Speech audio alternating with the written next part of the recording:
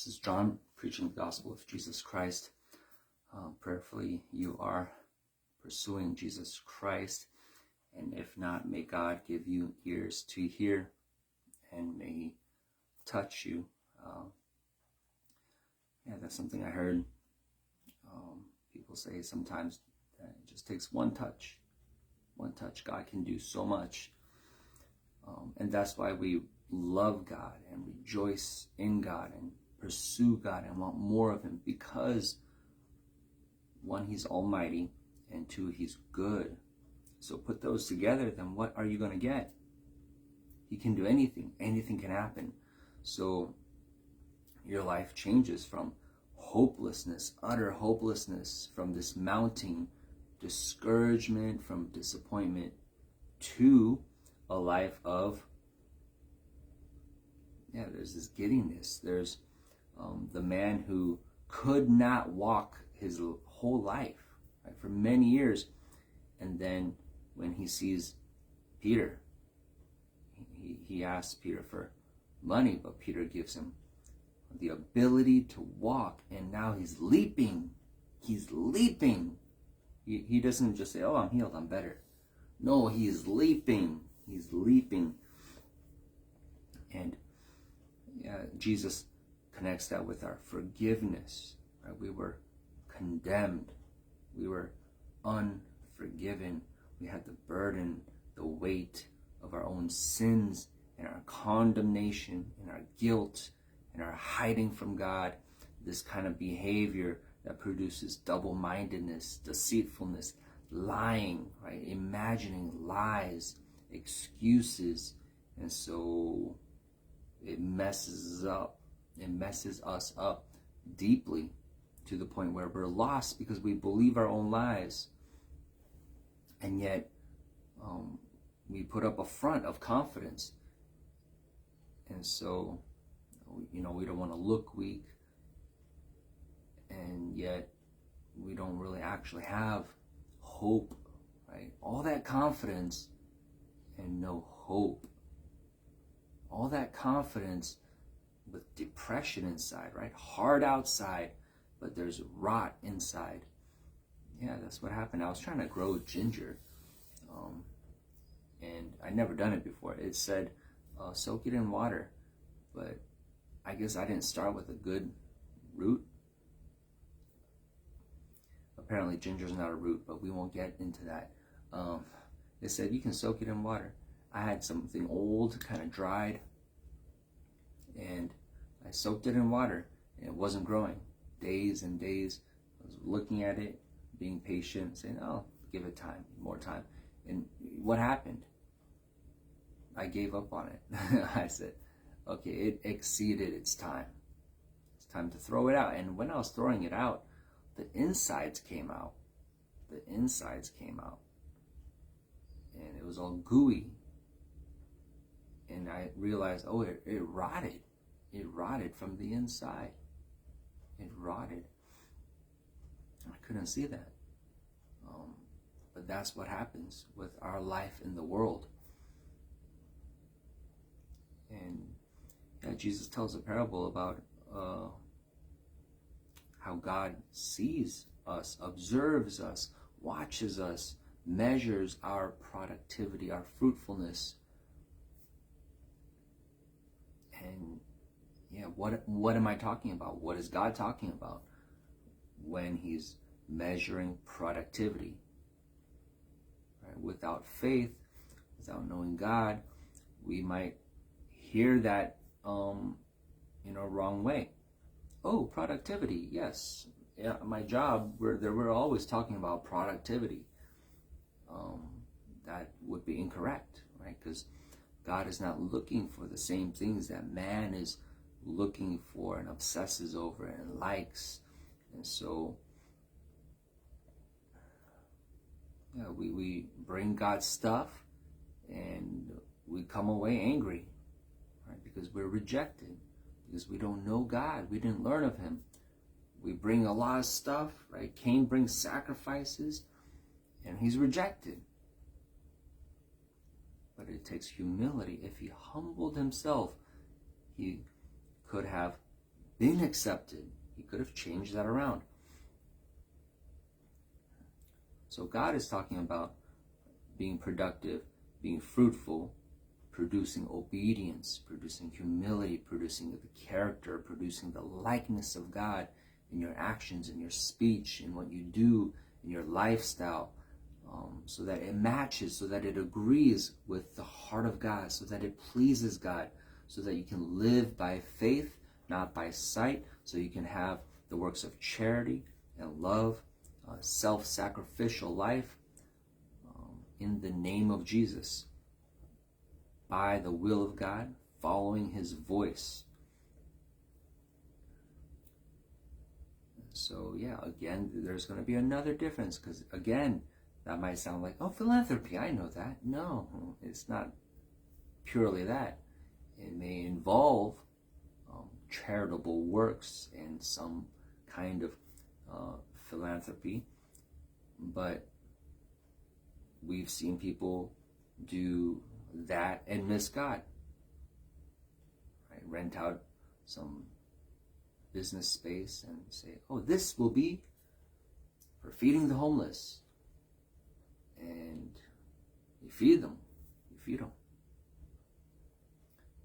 And you're focused on feeding them. And it just became secular. Because it wasn't in reference to God. God didn't tell you to do that.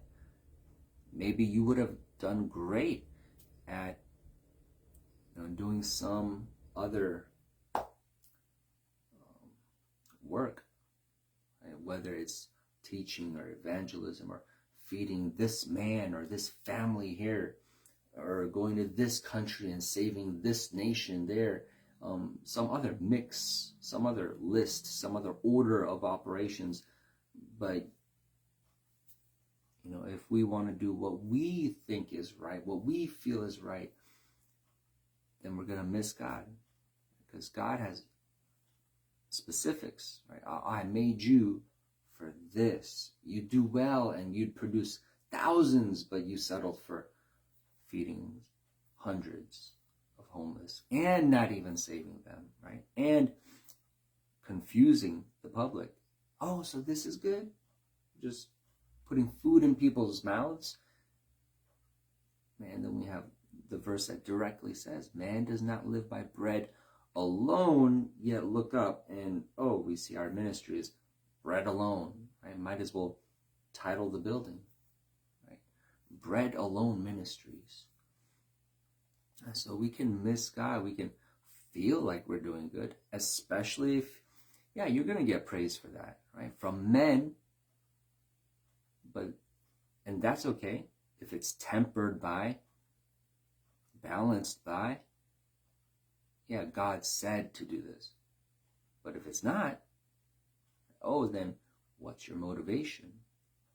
God didn't tell you to do that, and you keep doing it. And it's going to be harder to hear if God actually said, actually, I want you to do this over here. And you'll dismiss it. It can't be, because you're loving the praise of men. And so God is wanting, desiring that, right? Like even you yourself understand this principle. Right? Often we talk about, just public professions. Like if you're a fireman and there's a house on fire, but you're being charitable, you're giving free labor. You volunteered at the local florist. You're arranging flowers, helping her, because everyone loves this lady. We all know her and love her. She's been the local florist for as long as we know, for the past 30 years. A lot of us used to see her when we were children, and you're such a good man. You arrange flowers tonight while the building is burning, right? So they needed you, right? Oh, you're supposed to be putting out fires. And what if the reverse, right? The florist is a good florist. That's what she's supposed to be. But what if she's holding the hose and can't hold it, right? And a lot of people are not getting the flowers that they're needing to get. right? So what's your role, right? So we have that example. And even in daily life, right? As a parent, telling your children, giving them responsibilities, because you have the plan, you have the view, right? You're the adult. Right? But what if the children say, "Oh, we have an idea. Let's make cupcakes. Awesome, that's fun." And you say, "No, you vacuum the house." "No, but cupcakes are so much better." Wrong. According to you, yeah, but listen to the adult. So God is looking for that. And so why don't we understand that? Right? Because we understand that. And so there's many things that, curiously, we just make exceptions with God. Why? Right? We understand devotion, dedication. You move to a different state, a city for a job, for college. But if you move for church, people say, "What? That's extreme." Right? No, you understand dedication, devotion. You move for that, and then you leave a church. And you think it's preposterous if it was reversed, right? Move for church and leave a high-paying job, leave a prestigious college. What? Right? You'd be offended. No. The material first.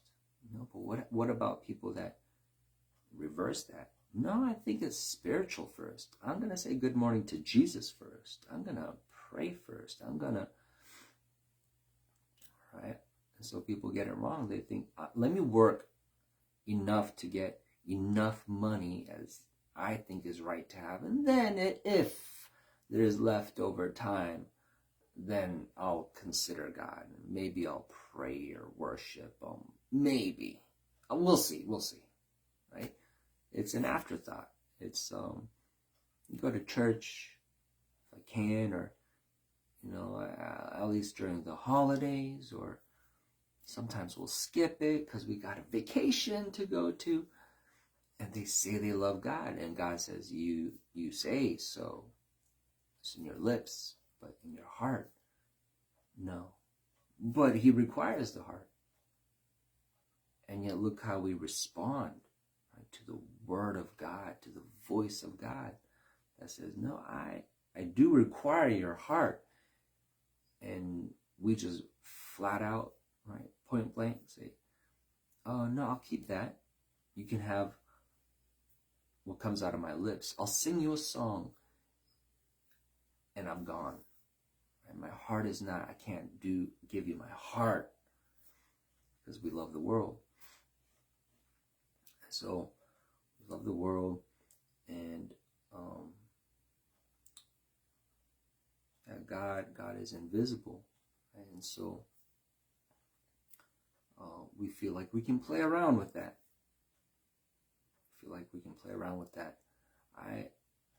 There's this concept that I liked when I was growing up.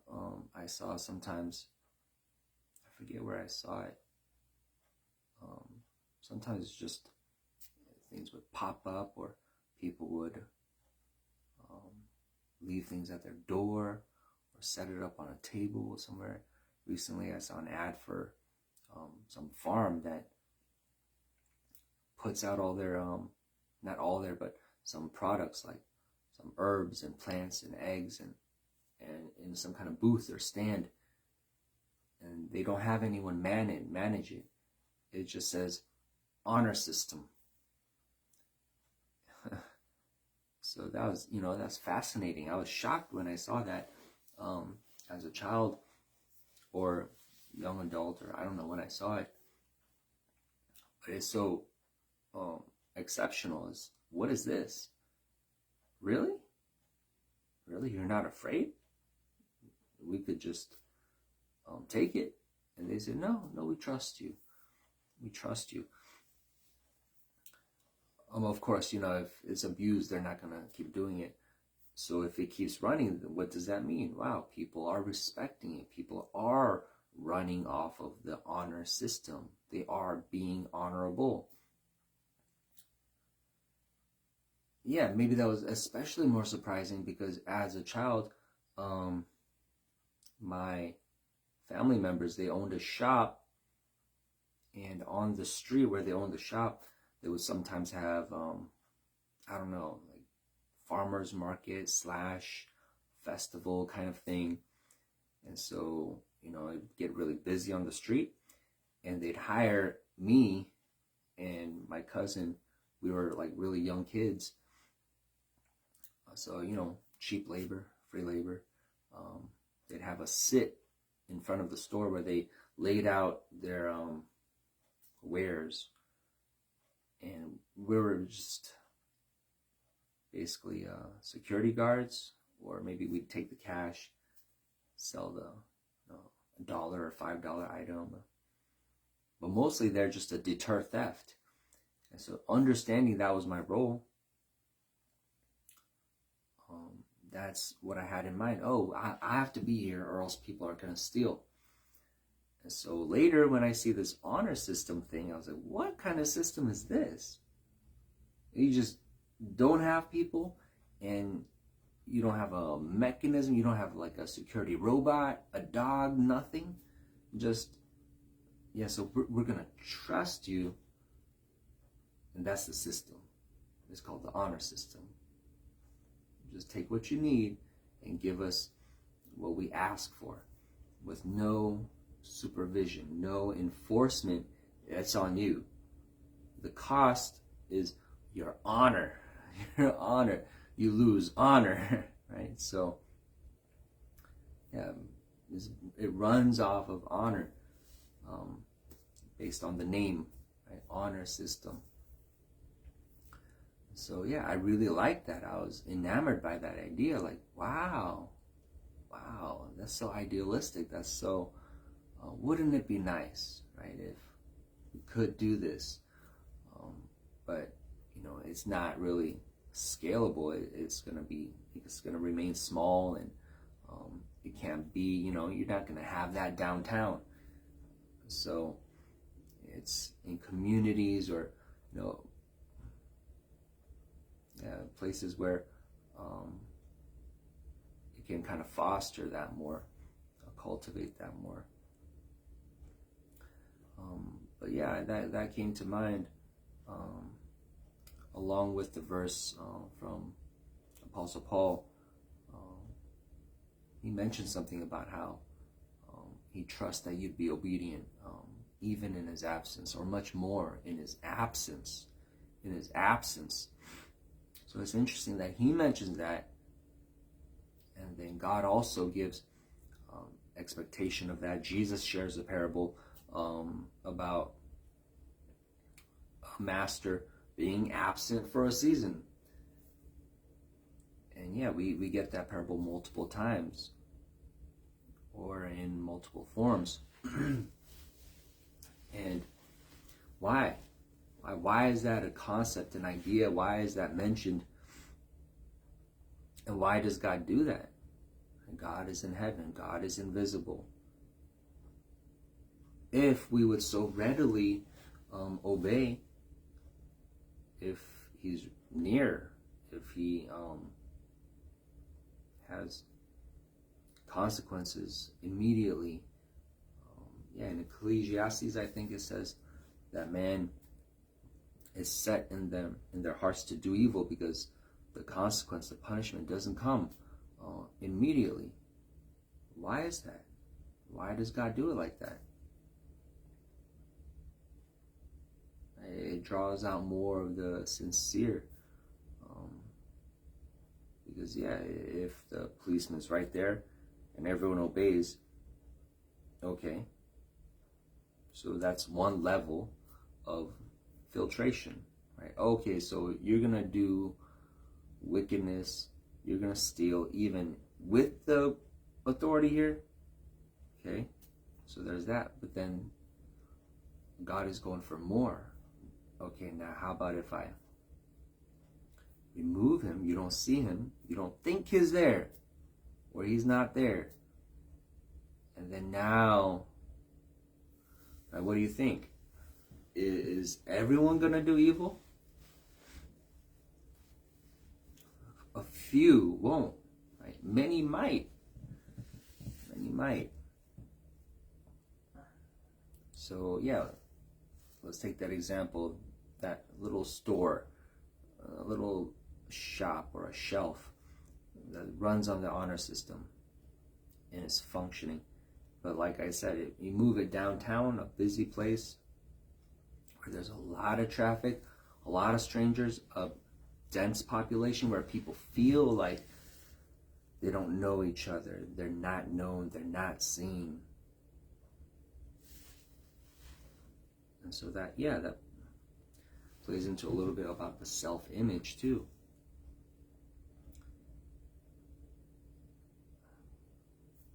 So yeah, as unbelievers, you don't believe you're made by God, you're loved by God, you're called to God, you're loved, you have a Father in heaven. You don't know that, you don't believe that, you're going to act in a certain way that reflects that. But you engage God, you interact with your Father in heaven, He responds to you, you feel His love, see His love, walk in His love, live in His love, obey His commandments, and you live in that stream, in that fountain, in the care of God, in His goodness, and you get to see that confirmed and affirmed, and you get to increase in your faith, increase in your relationship with this loving God who's surely present, who does manifest Himself out of His invisible state in many ways. Yeah, and He tells you you're fearfully and wonderfully made, right in the lowest parts, and how His thoughts toward you are many. Oh yeah, you're going to act a certain way, even if He's not there. Because you want to please Him, you desire to please Him. Like the children, when the parents are gone, right? Some might want to write on the walls, and one might want to join, but then he might say, no, wait, stop. He wouldn't like this. Or that might be a bad example because they're going to get caught. Something where they could get away with it, right? But then the child who might be closer to the Father and knows the Father and has His heart, say, hey, let's not do this. He wouldn't like it. He would enforce it. Oh, the Father's not here, but now it's the same as if the Father's here because you're here. And that's what God wants. That's what God wants. Be me on earth, right? Enforce, walk in dominion, and I'll give you the power, I'll give you the badge, I'll give you my name, I'll give you my ring. Act, right? Yeah, Jesus gave power to His disciples, and we have the book of Acts. So yeah, move that store, the honor system, downtown. Is gone. There's no money in the bag. There's no money in the vault, and the whatever you use to collect the money in the collection system. They took it, right? Honor system, you fools, right? They're just gonna take it, right? Or yeah, many degrees of wickedness, right? You got that hard-headed, rebellious. You got people that, yeah, maybe they're hard-headed, rebellious too, but they think they're not. And, oh, well, no one's gonna notice if I just take one. Yeah, that's a joke about, oh, is it illegal? No, it's only illegal if the cop catches you. Right? So we think we're wise and witty, and we normalize crime and rebellion and getting away with things, and yeah, especially in America, right, with our history of independence. Right? People have those flags of "Don't tread on me," "Leave me alone," right? Independence with a snake. So that wouldn't work, right? Downtown with a dense population, much traffic. They take it. No honor. Oh, we don't care about that. We don't value that. We don't value that. But God is looking for people who, and so there might be one guy. It might be rare. And he might see everyone else taking stuff, taking stuff. Hey, come on, man. Aren't you going to take some? It's free. These idiots opened their store here. Thought it would work here. Yeah, and that guy might say, no, but that's wrong. What do you mean it's wrong? They're not going to find out. You're not going to get caught. Free stuff. But it's wrong. But in their minds, they say, no, it's wrong not to take it. It'd be wrong not to take it. And then he'd say, no, it's wrong. You don't understand. Wrong? It's wrong. Don't do what's wrong. And they think, well, no, what's wrong with you? Goody two shoes? Right? Why is that a term? Right? Why do people get called goody two shoes? As if being good, it should have a name to be called. Right? The nature of man. Man's nature. Right? We're learning from TV, educating all of us. All of us. Nationwide. A whole generation. And it's okay. The next generation crops up. We've got a new show for them. New script. Same mindset. Or getting worse. More wicked. More dark. And yet God sees that one man. Right? That says, no, I'm going to do what's right. And it's going to take him further. Oh, because he follows the law. The law is written in his heart. Yeah, he's going to be led closer to God. And as long as he continues to love the truth, and that's something we receive. We receive the love of the truth. So even that is a gift from God. God gives it to man. And we must receive it. Who doesn't receive it? Who doesn't receive it? Right? Then they don't acknowledge the truth. It's right there. They could be confronted with it. They could be reasoned with. But they say, no. They'll spin lies. They'll come up with excuses to justify their laziness and procrastination. And so there's a place for that and for them. But we're not talking about that. We're talking about what does God want? What is God looking for? And where do they go? Where do they go? Yeah, they get to see that. They get to see that. So, would that be discouraging, disappointing, right? I like this idea. Right? The honor system. Man, if only this could actually work. Right? And he lives downtown. Right? And he feels bad for the store owners. Man. So they suffered a great loss today. Hey, come back. Put that back. Right? But God's going to lead him. Step by step, law by law, obedience by obedience. Oh, learn of me. Hey, there's a God. There's a kingdom. He's raising up an army, a people, a generation. Abraham generation. His nation. God is going to bring you. If you can remain faithful and continue to follow God, then there is a place where it's going to be none of those kind of people, right? That steal and run. No, they have an end. They're set in slippery places. You hear the sirens? So they caught some of them right now. And they're employed by God to do just that. But what about those that ran away? And they're going to get caught some other way. Thump. Oh, he just tripped and cracked his skull. But there's still some that get away. Yeah, they'll be dealt with too. But you're not seeing any of those ends for you. I'll keep you, I'll secure you, I'll give you my instruction, my law, I'll open your ear, I'll open your heart, I'll change you even further, because even you're wicked. But I'll purify you. I'll make you more like me instead of more like them. I'll make you a son, right? The son. The sons of God who have the Father's heart.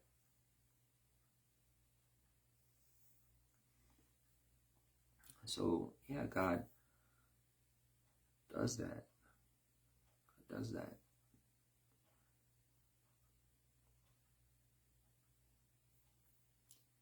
Because you leave them in a situation, scenario, long enough,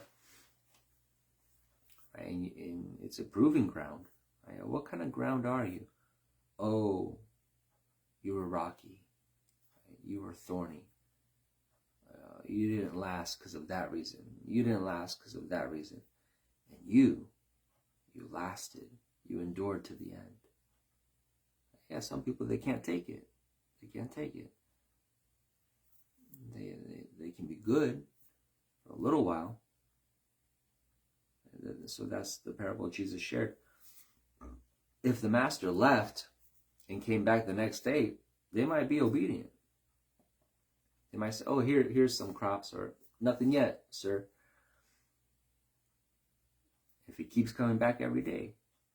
And some people need that, but no, God's trying to get to a deeper place. No, you got to be fully holy for God.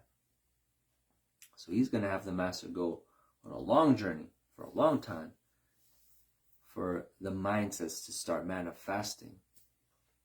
So the workers start saying, hey, it feels like this is ours. Is it though? Legally, on paper, on contract. Is it?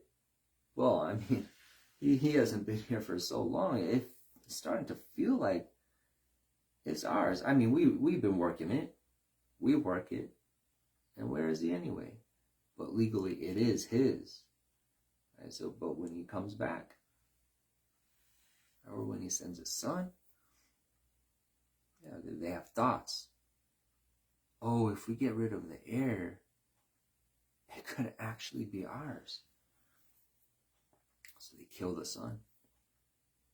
They want to engage in theft. Yeah, because those feelings cropped up. But you got to give them time. You got to give them time, or else they'll put on the makeup. Like Jezebel puts on makeup. Appearances. The Pharisees, they put on all the long phylacteries. They pray at the street corners. They clean the outside of the cup. So God is creating conditions for that to wash away. Right? Do you rust? Can you stand? Or do you erode? Right? Only those that are sustained by the Spirit will last and be everlasting. So yeah, this is Psalm 125. They that trust in the Lord shall be as Mount Zion, which cannot be removed, but abideth forever.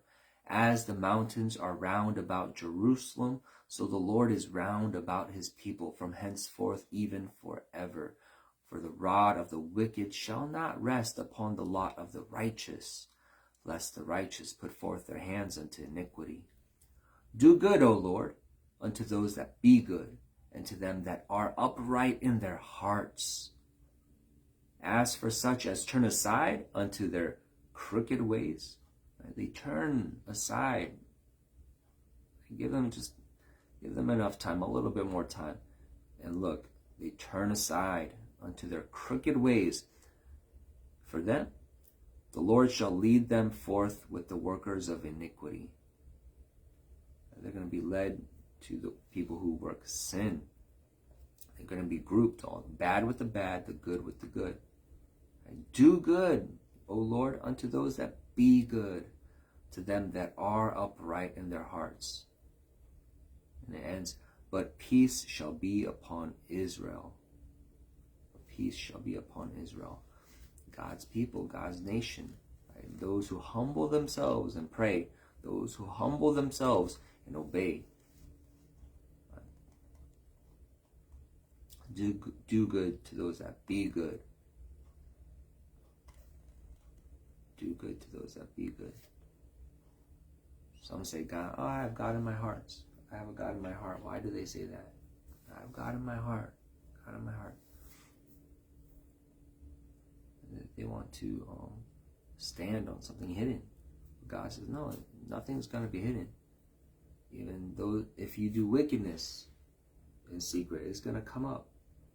Some men, it follows after. Some men, while they're alive. The same with the good. If you do good, that can't be hidden either. It's all going to manifest. It's all going to show.